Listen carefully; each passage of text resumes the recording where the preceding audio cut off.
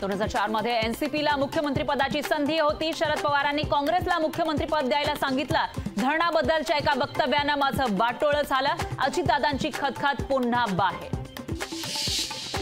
माहितीमध्ये 5 जागांचा तिढा अद्याप कायम। ठाणे, पालघर, दक्षिण मुंबई आणि नाशिकच्या जागांवर तिढा। पालघर भाजपला मिळावं यासाठी आरएसएस आग्रही।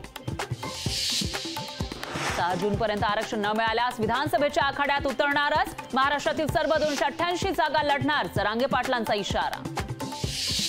हिम्मत असेल तर मैदानात या, तुमच्या धमक्यांना घाबरत नाही। 4 जून नंतर जनता तुम्हाला बघून घेईल।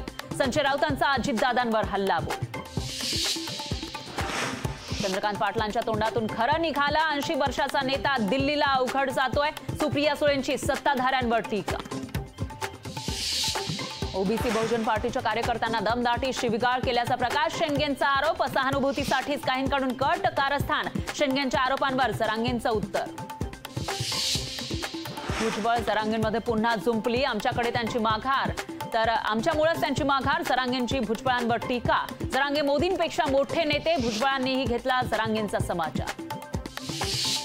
सलग दुसऱ्या दिवशी गुजरातमध्ये एटीएसची मोठी कारवाई। गुजरात बंद राबवून 602 कोटींचा ड्रग्ज जप्त।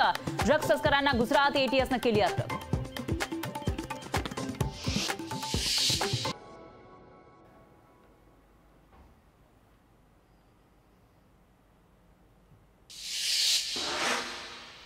रायगडमध्ये शेतकरी कामगार पक्षाला मोठा धक्का। माणगाव तालुका कृषी उत्पन्न बाजार समितीचे सभापती रमेश मोरेंचा शेकापला रामराम। भाजपला पंढरपुरी हिसका दाखवा। माढा मतदारसंघातील मतदारांना जयंत पाटलांचं आवाहन। एकाच कुंकू लावा, सगळ्यांच्या पुढे पुढे करू नका। अजित पवारांचा कार्यकर्त्यांना दम। देशातील महिलांचं मंगळसूत्र 10 वर्षांपासून अडचणीत। मोदींच्या चुकीच्या निर्णयामुळे महिलांना आपली मंगळसूत्र विकावी लागली। संजय राऊतांचा पंतप्रधान मोदींवर निशाण। केजरीवालांना निवडणूक आयोगाची नोटीस। आम आदमी पार्टीच्या निवडणूक प्रचार गीतातील शब्द वगळण्यासाठी बजावली नोटीस।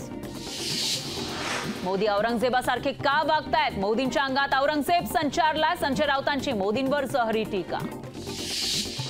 लोकसभा निवडणुकीच्या तोंडावर काँग्रेसला मोठा धक्का। दिल्ली काँग्रेस अध्यक्ष अरविंद सिंग लवली यांचा राजीनामा। मल्लिकार्जुन खरगेंकडे सोपवला राजीनामा। महादेव बेटिंग ॲप प्रकरणी अभिनेता साहिल खानला 1 मे पर्यंत पोलीस कोठडी। माझगाव कोर्टानं सुनावली 3 दिवसांची कोठडी। 2 कोटींचे हिरे घेऊन बँकॉकला जाणाऱ्या प्रवाशाला विमानतळावर अटक। मुंबईमध्ये सीमा शुल्क विभागाची मोठी कारवाई।